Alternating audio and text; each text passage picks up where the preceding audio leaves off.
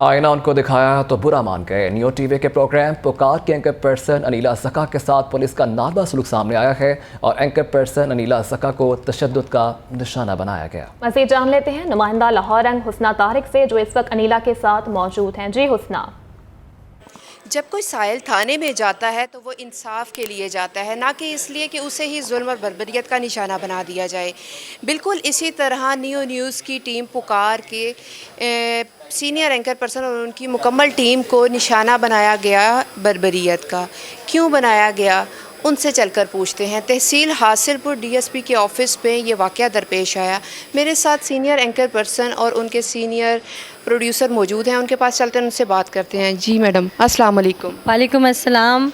Miss, क्या वाक़या पेश आया ये आप बताइएगा। एक्चुअली ये तो मेरे नाज़रीन को पता है कि टीम पुकार जब भी निकलती है इंसाफ की यकीन दहानी के लिए निकलती है, और हम पूरे पाकिस्तान में निकलते हैं, हम हर डिस्ट्रिक्ट में जाते हैं, चाहे पंजाब का कोई भी डिस्ट्रिक्ट हो।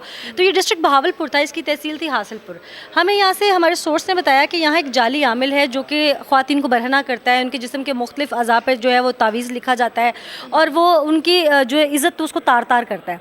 हम लोग इसकी रैकी के बाद पहुँचे, लेकिन हम लोगों की एक आदत है पूरी टीम की कि हम कानून को हाथ में नहीं लेते। हम सबसे पहले जाते हैं, हमारा काम है निशानदेही करना। वी आर जर्नलिस्ट, हम लोग कोई पुलिस डिपार्टमेंट नहीं है कि हम कोई एफआईआर लॉन्च करेंगे या कार्रवाई करेंगे। तो हम लोग निशानदेही के लिए सबसे पहले पहुंचे। डीपीओ बहावलपुर को हमने कांटेक्ट किया, लेकिन उन्होंने कोई जवाब ना दिया। हमने कहा शायद कहीं मसरूफ़ होंगे, रिटर्न हमारे पास उनके पास जो हम कांटेक्ट करते रहे वो चीज़ें मौजूद हैं।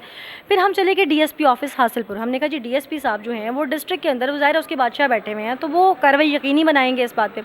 हम डीएसपी ऑफिस गए, वो जब हम पहुँचे उन्होंने बड़ा खैर मकदम किया, उन्होंने हमें बिठाया, चाय शाय पिलाई। जब मुद्दा बयान किया गया तो डीएसपी साहब तो भड़क गए। उनकी शायद मंथली चलती थी वहाँ से। उन्होंने कहा जी ये कार्रवाई नहीं हो सकती।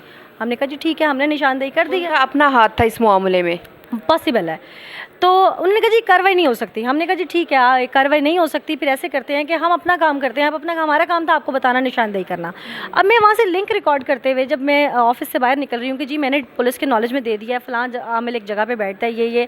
तो डीएसपी साहब को ये बात बुरी लग गई कि भाई आप ये भी क्यों कह रही हैं कि मैंने पुलिस के नॉलेज में दे दिया है ये चीज़, आप उसको ऑन रिकॉर्ड क्यों ला रही हैं। आप यहाँ से कैमरा तोड़ने शुरू कर दिए। जाली आमिल की जो स्पाई फुटेज थी हमारे पास, बेसिकली वो उस पर भड़के। अब उनके साथ रग़बत है या मंथली नीचे से ऊपर तक जाती है, वो क्या मामला है।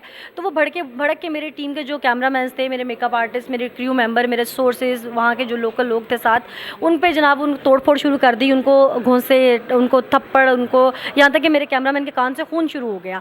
कैमरास तोड़े, इक्विपमेंट तोड़ने की कोशिश की, हाथों से घड़ियाँ उतरवा ली उन्होंने। मुझे हफ्से भेजा में कमरे में मेरे प्रोड्यूसर के साथ बंद कर दिया और उन्होंने आवाज़ें लगाते रहे कि अब करके दिखाओ प्रोग्राम, अब करके दिखाओ प्रोग्राम। अब वो डीएसपी साहब जाम सलीम साहब जो कि 2015 से ऑन एंड ऑफ यहाँ पर बार बार तैनात है, और डीएसपी की तकरीरी आईजी के मर्जी के बगैर नहीं होती, जो कि क्लियर है ये बात।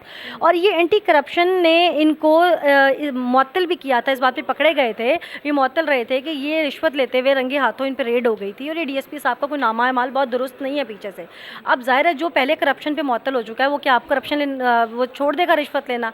तो ये सारा जो मामला था इन्होंने वहाँ पर सारा बर्पा किया। इन्होंने कहा नेटवर्क तो आ नहीं रहे क्योंकि लॉ एंड ऑर्डर की सिचुएशन है मुल्क में। कुदरती तौर पर जो मेरे बैग में 2 फ़ोन थे, एक प्रोड्यूसर साहब का चूँकि ड्यूरिंग रिकॉर्डिंग इन्होंने मेरे बैग में डाल दिया, और एक मेरा अपना फ़ोन था, ये फ़ोन 2 बच गए, बाकी तमाम फ़ोन फॉर्मेट हो गए। अब उस फ़ोन के ज़रिए हमने ऑफिस कांटेक्ट किया। जब मीडिया पे चीज़ें हाईलाइट हुई तो डीएसपी साहब और इनके कारिंदे आके मुझे धमकियां दें, हम एफआईआर कर देंगे। ये भाई किस बात की एफआईआर कर देंगे। सुनने में आता है कि आपके ऊपर एफआईआर कर दी गई थी। मुझ पे, मेरे प्रोड्यूसर पे, मेरे टीम मेंबर्स पे एफआईआर की गई कि मैं लोहे का रॉड लेके डीएसपी के कमरे में गई और मैंने उसको मारा है। एक खातून लोहे का रॉड लेके, डीएसपी साहब अगर आप इतने कमज़ोर हैं तो आपने वर्दी क्यों पहनी हुई है, पहले ये बताइए।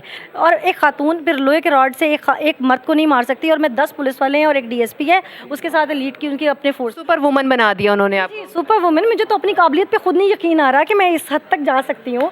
जो है वो डीएसपी साहब ने मेरे ख्याल है एफआईआर लॉन्च करने से पहले जो मतन लिखा वो उन्होंने कागजी जो कहानियाँ हम डाइजेस्ट में पढ़ते हैं ना, उस कहानी को उन्होंने अखज़ कर लिया कि एक सुपर वुमन यूँ करके आई हैं, लैंड हुई हैं सीधी मेरे कमरे में और आते रॉड पकड़ लिया और इधर से मार उधर से मार। खैर एनी हो, एसपी इन्वेस्टिगेशन रात को 10 बजे जब आए मौके पे पहुंचे, मेरे पास उसकी भी स्पाई फुटेज मौजूद है। डीएसपी ने उनके सामने ऑन किया, जी ऐसा कुछ नहीं था जो मैंने एफआईआर में लिखा। एफआईआर में नॉन बेलेबल जो है ऑफेंस की दफात लगाई गई। ऐसी ऐसी दफ़ा लगाई गई जो कि सुनने और पढ़ने वाला हैरान है कि ये क्या कर दिया। मैं 5 से 7 लोग लेके गई, मैंने जाके दंगा किया। मेरा ख्याल है अगर मैं इतनी स्ट्रांग हूँ तो डीएसपी की कुर्सी मुझे दे दी जाए, क्योंकि मैं डिस्ट्रिक्ट संभाल सकती हूँ। अगर मैं डीएसपी टाइम से घर चले जाएं आप। टाइम से घर चले जाएं, और अगर मैं इतनी स्ट्रांग हूँ तो डीएसपी इतना कमज़ोर है जो एक औरत से मार खा रहा है, तो उसको घर भेज दें, मुझे बिठा दें वहाँ पे। मैं तो आईजी साहब से यही कहूँगी। हुकाम बाला से अपील है लाहौर रंग के तवसत से कि नियो न्यूज़ की टीम पुकार को इंसाफ दे। पीटीआई रहनुमा डॉक्टर यास्मीन राशिद की तबीयत नासाज हो गई है। डॉक्टर यास्मीन राशिद को सांस लेने में भी दुश्वारी का सामना है। जेल इंतजामिया ने अपनी निगरानी में पीटीआई रहनुमा को सर्विसेज हॉस्पिटल मुंतकिल किया था।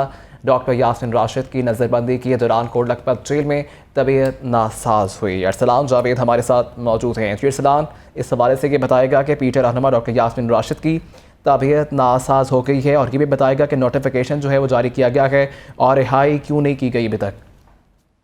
देखिए, लाहौर हाईकोर्ट ने आज हुक्म जारी किया था और डीसी को अहकाम दिए थे कि वो नज़रबंदी के जो अहकाम हैं, जो नोटिफिकेशन है उसको मुअत्तल करें, और उन्होंने पर जो है वो डीसी लाहौर ने वो नोटिफिकेशन मुअत्तल भी कर दिया था, जिस पर के बाद जो है वो डॉक्टर यास्मीन राशिद समेत जो दीगर खवातीन रहनुमा हैं उनकी रिहाई होना थी। लेकिन ताहाल जो है वो जेल इंतजामिया की तरफ से रिहाई जो है वो नहीं अमल में लाई जा सकी, और अब जराए ये बता रहे हैं कि डॉक्टर यास्मीन राशिद की तबीयत जो है वो नासाज हुई है।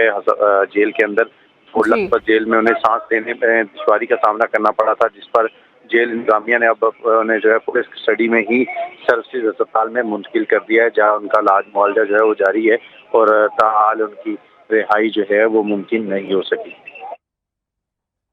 जी ठीक है सलाम, बहुत शुक्रिया, आप अपडेट कर रहे थे।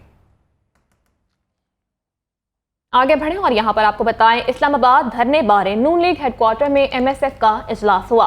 मरकजी सदर एमएसएफ राना अरशद ने सदारत की। हिना परवेज भट्ट, शहजाद खान, राना सिकंदर समेत कारकुनान की बड़ी तादाद ने इस इजलास में शिरकत की, जबकि शुरका ने नून लीगी क़यादत पर भरपूर एतमाद का भी इजहार किया है। 9 मई के पुरतशद्दुद वाक़यात की शदीद अल्फाज में मज़म्मत की गई। इस इजलास में पीडीएम के इस्लामाबाद धरने में भरपूर शिरकत का फैसला किया गया है। सुप्रीम कोर्ट के बाहर पीटीएम के ज़ेर तमाम एहतजाजी मुजाहिरे का यह मामला है। जमीयत उलमा इस्लाम ज़िला लाहौर के ज़िम्मेदारान का अहम इजलास हुआ है। मरकजी डेप्यूटी सेक्रेटरी जनरल मौलाना अमजद खान ने सदारत की है, और JUI का काफिला कल रात 10 बजे मीनार पाकिस्तान से इस्लामाबाद के लिए रवाना होगा।